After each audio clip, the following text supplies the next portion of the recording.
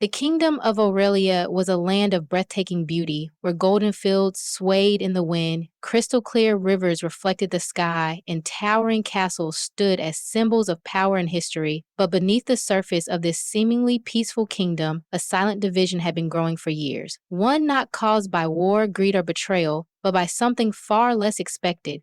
At the heart of this divide were two princesses, Seraphina of the East and Leora of the West. Though they shared the same royal lineage, they had never met in person. Each had been raised in different provinces of Aurelia, shaped by the customs and expectations of their respective lands. Seraphina, with her long, flowing golden hair, was regarded as the epitome of elegance and wisdom. Her people admired her composed nature, her ability to lead with patience, and the way she carried herself with effortless grace. She was a princess of quiet strength, preferring strategy over force, diplomacy over conflict. In the East, the nobility praised her beauty, believing her golden locks were a symbol of divine favor, a sign that she was destined to rule. Leora, with her wild curly chestnut hair, was celebrated for her fierce independence and unwavering compassion. She was not a princess who simply sat upon a throne. She rode alongside her people, worked alongside them, and fought for their well-being. Unlike Seraphina, Leora was known for her fire and passion. To the people of the West, her bold spirit was a sign of a true leader, someone unafraid to break tradition and carve her own path. What should have been a kingdom enriched by the presence of two remarkable princesses instead became a realm divided by comparison. The nobility and commoners alike engaged in constant debates. Who was the superior princess? Who was more worthy of ruling Aurelia in the future? The people of the East believed in Seraphina's poise, while those in the West placed their faith in Leora's strength. Neither princess had ever contributed to this rivalry, but they could not escape the whispers, the rumors, and the expectations that surrounded them. They grew up hearing stories of one another, stories that shaped their perceptions before they ever had the chance to meet. Seraphina imagined Leora as wild and reckless, someone who lacked the discipline to lead. Leora envisioned Seraphina as distant and cold, a ruler too removed from the realities of her people. The kingdom had drawn an invisible line between them, ensuring that their lives remained separate. But destiny had its own plans. The grand halls of Aurelia's palace shimmered with golden candlelight as servants bustled about, preparing for an event unlike any other. The kingdom, once divided by whispers and rivalry, was now on the cusp of something extraordinary. An invitation had been sent, sealed with the royal crest, carrying a message that would change everything. Princess Seraphina of the East, known for her poise and wisdom, sat in her chamber, gazing at the intricately designed parchment before her. The delicate gold lettering bore the signature of the king himself, inviting her to a royal summit in the heart of Aurelia's capital. The purpose? A grand gathering of nobles, rulers, and dignitaries from every corner of the kingdom. But there was one name in particular that caught her eye. The invitation had also been sent to Princess Leora of the West. Seraphina's fingers hesitated over the wax seal. The story she had heard of Leora echoed in her mind, the fiery princess with wild, untamed curls, a free spirit who defied tradition. They had been compared for years, set against each other by their own people. Would this summit be another opportunity for others to weigh their worth? To debate once again who was more fit to rule? Meanwhile, in the rugged western provinces, Princess Leora stood on the balcony of her fortress, the crisp evening wind tossing her chestnut curls. She held the same invitation, her sharp eyes scanning its contents. Unlike Seraphina, she had no interest in royal gatherings filled with stiff formalities and veiled conversations. But something about this invitation was different. It was not merely a request for attendance, it was a call for unity. Aurelia had stood divided for too long, and now their father, the king, was asking them to stand side by side in front of the entire kingdom. For years, Leora had embraced her own path, far removed from the expectations placed upon a princess. She had ridden through battlefields, dined with commoners, and built her reputation as a leader of the people. But there was something she had never done.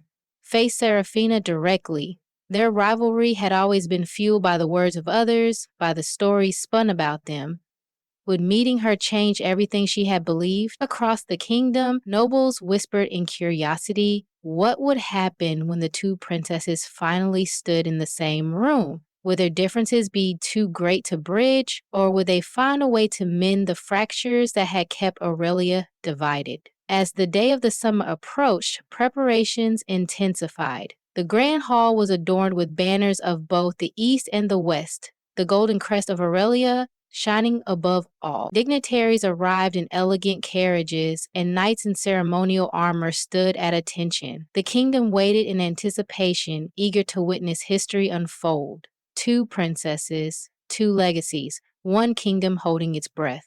The sun rose over the vast kingdom of Aurelia, casting a golden glow upon the land as the long-awaited day arrived. The royal summit was no ordinary event. It was a gathering that could reshape the future of the divided kingdom. But more than that, it marked the first true meeting between Princess Seraphina of the East and Princess Leora of the West. Two young women who had spent their lives being compared, measured, and judged by those around them. Now, they were set on a path that neither had chosen, but both had to walk together. Seraphina, dressed in a flowing blue and silver gown, stepped into her royal carriage, her heart a mixture of curiosity and apprehension. She had spent her life in the grand halls of the Eastern Palace, surrounded by scholars, nobles, and courtiers who spoke of tradition, diplomacy, and propriety. Everything in her world had been orderly, predictable, and graceful. Until now. On the other side of the kingdom, Leora mounted her black stallion, refusing the comfort of a carriage.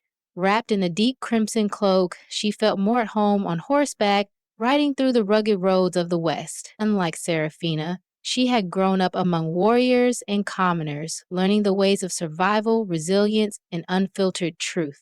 She had never played by the rules of royalty, and she wasn't about to start now.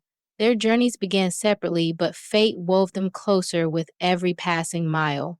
As Seraphina's carriage rolled through the countryside, she peeked through the window and saw something that stirred her heart. Farmers worked tirelessly under the sun, children ran barefoot through the fields, and villagers carried baskets filled with whatever the land had to offer. She had read about the struggles of the common people in books, but seeing it firsthand was different. This was the kingdom she was meant to serve. These were the people whose voices she had yet to hear. Leora, riding fast through the same countryside, was greeted by familiar faces, blacksmiths, hunters, and traders, who bowed respectfully as she passed. She had always believed that true leadership came from strength, from standing shoulder to shoulder with the people. But as she neared the summit, she wondered, was there more to leadership than just action? Was there wisdom to be found in the elegance and diplomacy Seraphina represented? The two princesses unknowingly mirrored each other's thoughts as they neared their destination. Neither of them had sought this journey, but it was leading them toward something greater than themselves. As they arrived at the gates of the royal palace, the grand halls awaited them. For the first time in their lives, they would stand face to face. Not as rivals, not as symbols of opposing ideals, but as two young women carrying the weight of an entire kingdom on their shoulders. The grand halls of the royal palace stood silent, yet the air buzzed with anticipation.